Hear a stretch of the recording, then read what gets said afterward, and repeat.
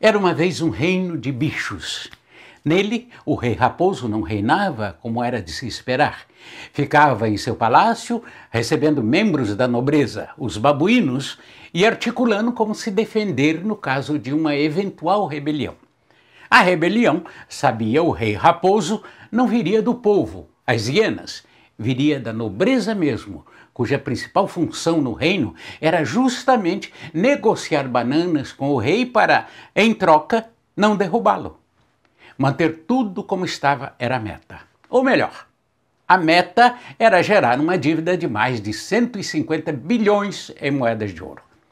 E mesmo com uma situação tão grave, nem rei Raposo, nem nobreza babuína cuidavam do reino que estava jogado às traças. As hienas assistiam às atrocidades do rei e da nobreza como uma peça de teatro. Riam a valer dos absurdos ou vaiavam como se não fossem elas próprias as vítimas. E o povo? Era um povo que ria a valer, vaiava e pagava impostos. Só. Como ninguém reinava mesmo, foram surgindo oportunistas. Nobres decadentes, as tartarugas pagavam qualquer preço para se manter nobres. Nobres ambiciosos, os pavões, pediam a cabeça do rei porque queriam assumir o seu lugar. Nobres canalhas, os lagartos, roubavam de outros nobres, usurpando qualquer ética. E o povo?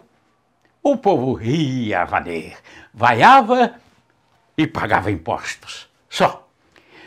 Mas mesmo naquele reino podre existiam os sábios, os sapos cururu.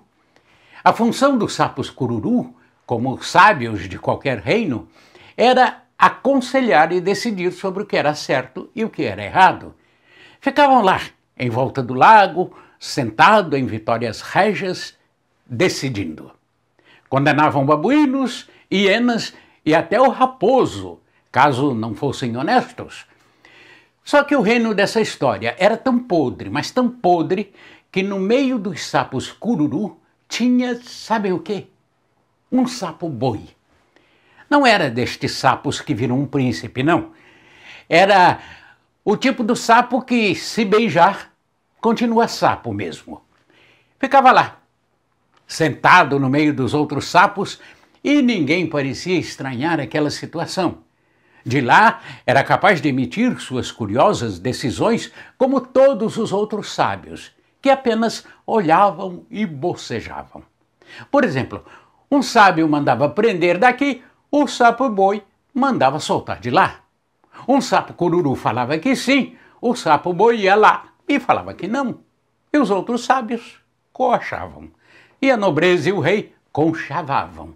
E o povo ria a valer, vaiava e pagava impostos. Um dia prenderam o Baratão, pai da Dona Baratinha. A Dona Baratinha era casada com o sobrinho da mulher do sapo boi. Pense nisso. Pior ainda, o sapo boi era padrinho do tal casamento. A nobreza e o rei pararam de conchavar. As hienas pararam de rir e vaiar, mas não pararam de pagar impostos, porque isso não podia. Os sábios pararam de coachar. Todos olharam para o sapo boi, curiosos para saber o que ele faria. O sapo boi olhou em volta e, num gesto amplo, mandou soltar o Baratão. Assim, como se nada tivesse acontecido. Nessa hora você pode pensar que o castelo caiu ou que o reino ruiu. Que nada! Os sapos cururu voltaram a coachar, a nobreza e o rei voltaram a conchavar, o povo voltou a rir, a vaiar a valer e pagar impostos. E o sapo, ó, nem aí. Porque nesse reino, meu amigo, não tem final feliz.